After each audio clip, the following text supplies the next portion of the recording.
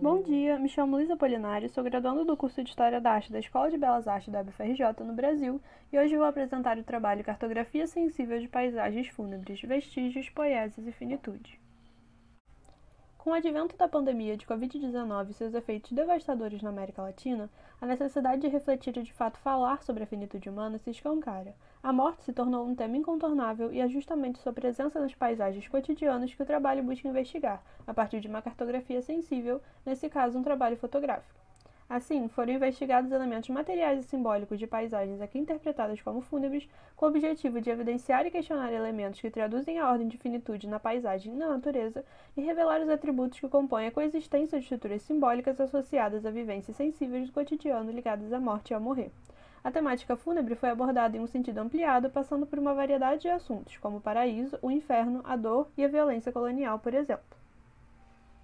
A pesquisa cartográfica se dividiu em duas etapas complementares, uma imagética e outra escrita, construindo narrativas a partir da poieses presente nos registros fotográficos. Ao todo, foram produzidos 18 conjuntos de imagens e textos. A cartografia foi organizada em dois grupos, Necrópole, investigação sobre paisagens fúnebres nas cidades, e Mundo Supralunar, entre o purgatório, o inferno e o paraíso. Foram separados 4 exemplos para dar um breve panorama da pesquisa. Esse primeiro exemplo se chama Altar, essa foto foi tirada na Feira de Antiguidades da Praça 15, no Rio de Janeiro. Bem, o texto que acompanha é assim. Nos deparamos sempre com cenas peculiares pela cidade. À primeira vista, as imagens podem ser apenas instigantes, mas vão se revelando para nós com o tempo. Nessa composição, fui percebendo um caráter perturbador e macabro das bonecas enjauladas, todas amontoadas com os braços para fora como um pedido de socorro. Em frente, variados símbolos religiosos contrastam e criam a sensação de um altar.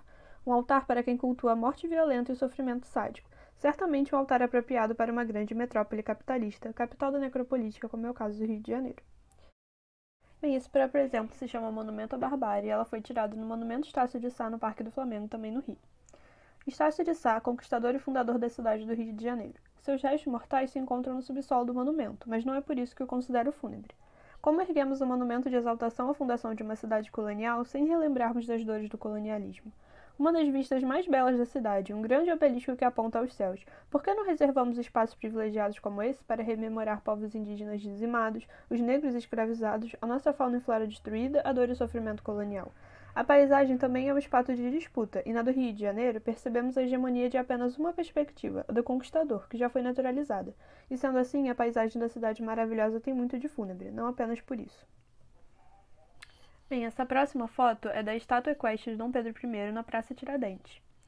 Nela, podemos observar um Dom Pedro I heróico que proclama a independência do Brasil acima de indígenas e animais nativos.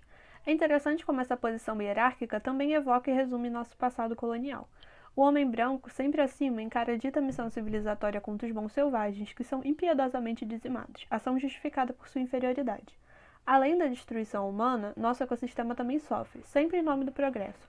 O que era visto como um monumento de homenagem e rememoração, em uma perspectiva decolonial, pode ser vista como um monumento fúnebre, uma ode à retórica da dominação, que não nos deixa esquecer do passado genocida em que baseamos nossa sociedade e dos erros que insistimos em repetir. Esse último exemplo se chama Purgatório. Ela foi tirada na Festa até às 4 no Santo Cristo.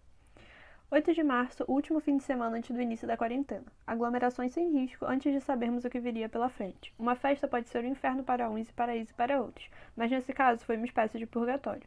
Luzes fantasmagóricas, caos, paixões, gritos, toques, rituais e sonoridade hipnótica.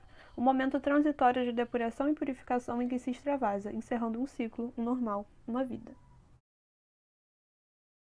Bem, chegando ao fim dessa apresentação, não trago uma conclusão fechada, mas uma amostra da cartografia afetiva que proponho, com a intenção de reativar narrativas acerca da morte, sobretudo no tempo presente, em cidades assoladas por um vírus.